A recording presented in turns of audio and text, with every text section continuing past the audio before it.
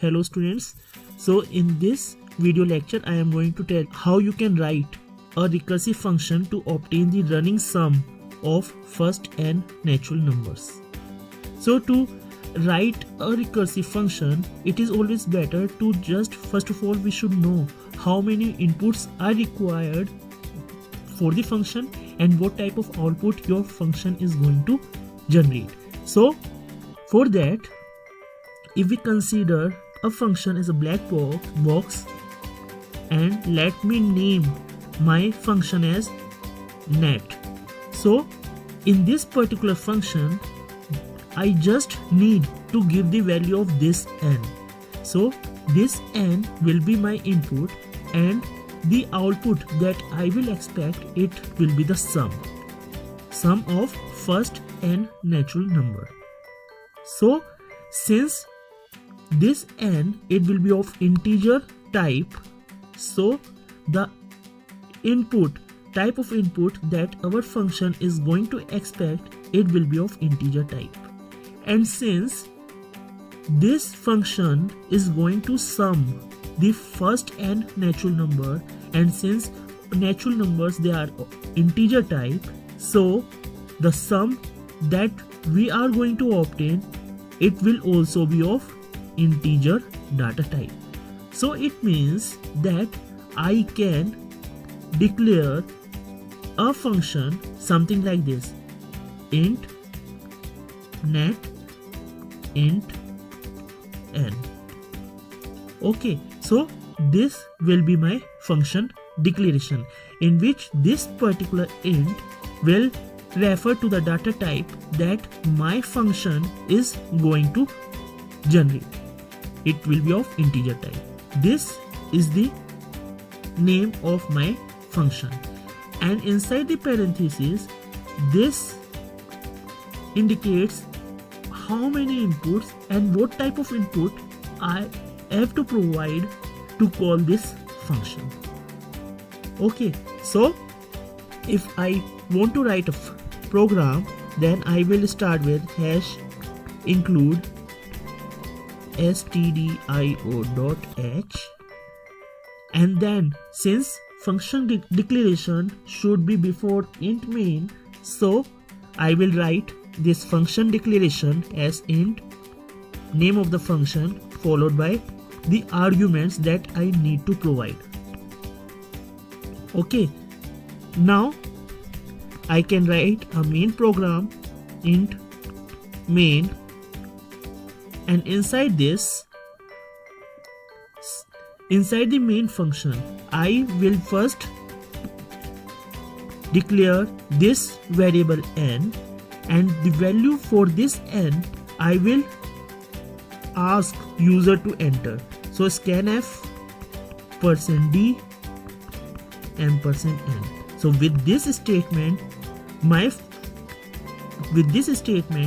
my function, my program is going to ask user to enter the value of n, and whatever value the user is going to enter, that will be assigned to variable n. After this I can write a printf command, printf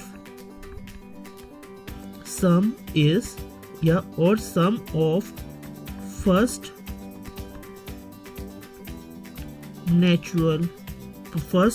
n natural numbers is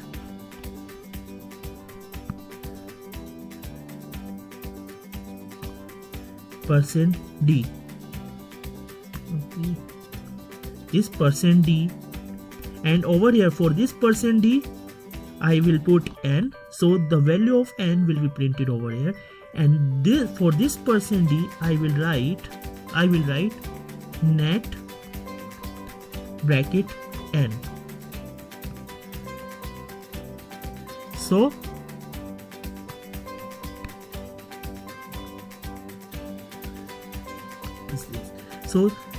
means over here I called this function net.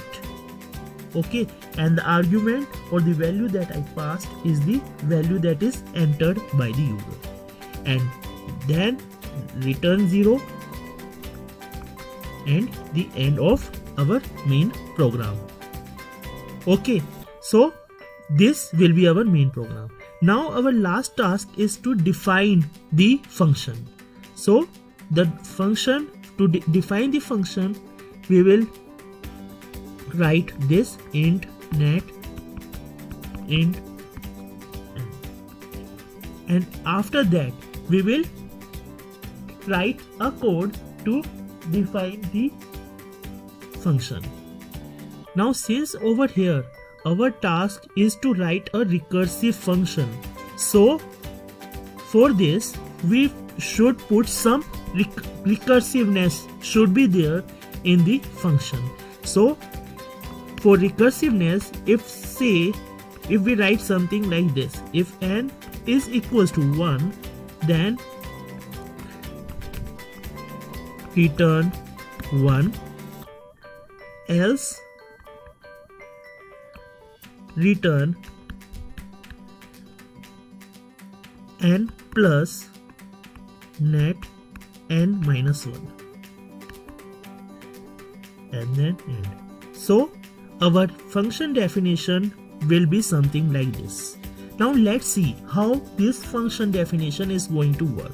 To check how this is going to work, for that let us assume the value that is entered by the user is 4. Okay, that is entered by the user is 4. And now when we call this function net_n, then we call function net_n means net 4. Now when this function is called, our compiler come to this function definition, and over here the value of n, it is 4. Now this 4 with this value of n as 4, compiler will come inside the function definition. In this function definition, compiler is going to check this condition, and if n is equals to 1.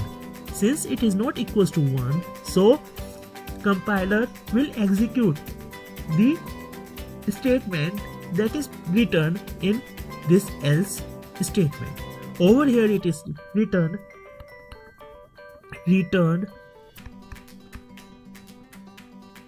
4 plus net 3. Now since the value of this net 3, it is not known to the compiler, so to get the value of this net 3, compiler will again call this function. Again call this function means that now compiler will again go back to this particular function definition, and this time it comes to the value with the value n equals to 3. So over here n is equals to 3.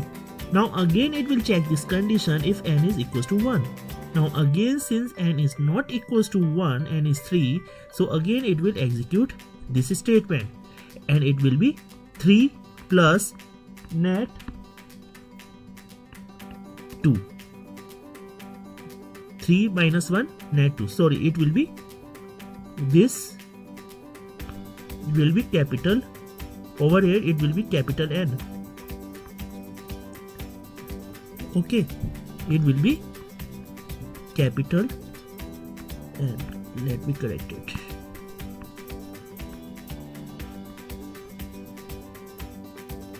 Okay, so again you can see, again compiler does not know the value of this net 2.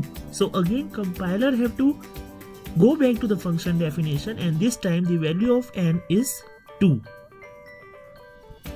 Okay, now again compiler is going to check this condition if n is equals to 1 or not, and then it will, since the condition is false, so it will again execute this. Since it executes this, means compiler is going to return the value 2 plus net 1. 2 was, n value was 2, so 2 minus 1, 1. Now again, to get the value of this function, again it is a function call, so this time compiler go again to the function definition, and this time with the value of n as 1. So now again this condition is checked.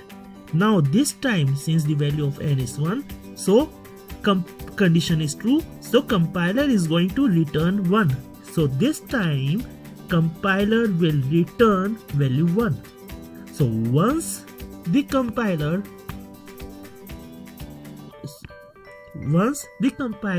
got this value 1, now there is no further function call. Since there is no further function call, compiler get this value 1, so this value is received by this net1.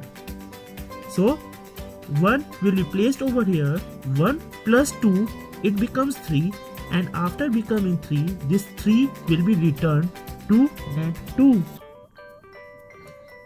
Now this 3 and this 3 will be added up, and this 3 plus 3 becomes 6, and this 6 will be returned to net3.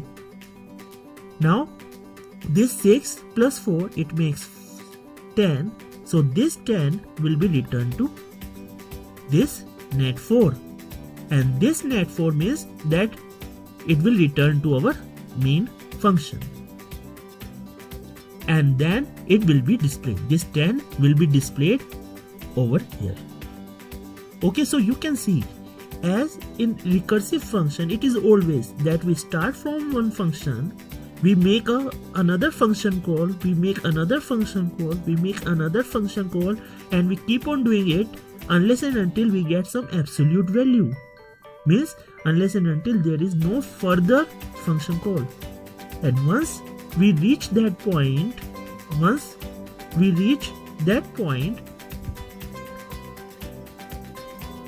then after that point we have to move in a upward direction. Means this 1 is returned to this, then 3 is returned to net2, 6 is returned to net3, and 10 is returned to net4. So once in this first phase we have to move from top to bottom, and in the return phase we have to return from bottom to top, and this is always true for all the recursive function programs. So now let me put this program in the code block. Over here I put this, let me change this sum with net just to make it similar to what we have discussed. So it is net over here, it is net over here, and it is net over here, and net over here. So you can see I have written same program over here, function declaration, then main function, and then the function definition. Now if I run this program, you can see it is asking me to enter the value of n. If I entered value of n as 4, you can see it is producing answer 10. Now if I again rerun this program, and if I entered 5, then it is giving me 15. So it is giving me the sum of first and natural number. So with this I end this video lecture.